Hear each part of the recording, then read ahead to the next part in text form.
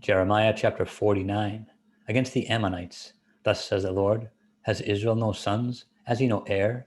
Why then does Milcom inherit Gad, and his people dwell in its cities? Therefore, behold, the days are coming, says the Lord, that I will cause to be heard an alarm of war in Rabbah of the Ammonites. It shall be a desolate mound, and her villages shall be burned with fire. Then Israel shall take possession of his inheritance, says the Lord. Wail, O Heshbon, for Ai is plundered. Cry, you daughters of Rabbah, gird yourself with sackcloth. Lament and run to and fro by the walls, for Milcom shall go into captivity with his priests and his princes together. Why do you boast in the valleys, you flowing valley, O backsliding daughter, who trusted in her treasures, saying, who will come against me? Behold, I will bring fear upon you, says the Lord God of hosts. From all those who are around you, you shall be driven out, everyone headlong, and no one will gather those who wander off. But afterward I will bring back the captives of the people of Ammon, says the Lord. Against Edom, thus says the Lord of hosts, is wisdom no more in Teman? Has counsel perished from the prudent? Has their wisdom vanished? Flee, turn back, dwell in the depths, O inhabitants of Dedan, for I will bring the calamity of Esau upon him, the time that I will punish him. If grape gatherers came to you, would they not leave some gleaning grapes? If thieves by night, would they not destroy until they had enough? But I have made Esau bare, I have uncovered his secret places, and he shall not be able to hide himself. His descendants are plundered, his brethren and his neighbors, and he is no more. Leave your fatherless children, I will preserve them alive, and let your widows trust in me. For thus says the Lord, behold, those whose judgment was not to drink of the cup will assuredly drink. And are you the one who will altogether go unpunished? You shall not go unpunished, but you shall surely drink of it. For I have sworn by myself, says the Lord, that Bozrah shall become a desolation, a reproach, a waste, and a curse, and all its cities shall be perpetual wastes. I have heard a message from the Lord. An ambassador has been sent to the nations. Gather together, come against her, rise up to battle. For indeed, I will make you small among the nations, despised among men. Your fierceness has deceived you, the pride of your heart. O you who dwell in the cleft of the rock, who hold to the height of the hill, though you make your nest as high as the eagle, I will bring you down from there, says the Lord. Edom also shall be an astonishment. Everyone who goes by it will be astonished and will hiss at all its plagues, as in the overthrow of Sodom and Gomorrah and their neighbors, says the Lord. No one shall remain there, nor shall a son of man dwell in it. Behold, he shall come up like a lion from the floodplain of the Jordan against the dwelling place of the strong.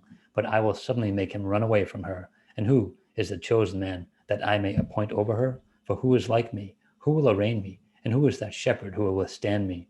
Therefore, hear the counsel of the Lord that he has taken against Edom, and his purposes that he has proposed against the inhabitants of Teman. Surely the least of the flocks shall draw them out. Surely he shall make their dwelling places desolate with them.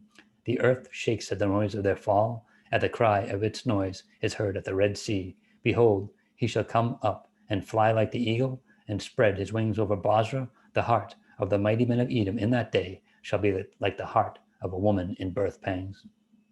Against Damascus, Hamath and Arpad are shamed, for they have heard bad news. They are faint-hearted. There is trouble on the sea. It cannot be quiet. Damascus has grown feeble. She turns to flee, and fear has seized her. Anguish and sorrows have taken her like a woman in labor.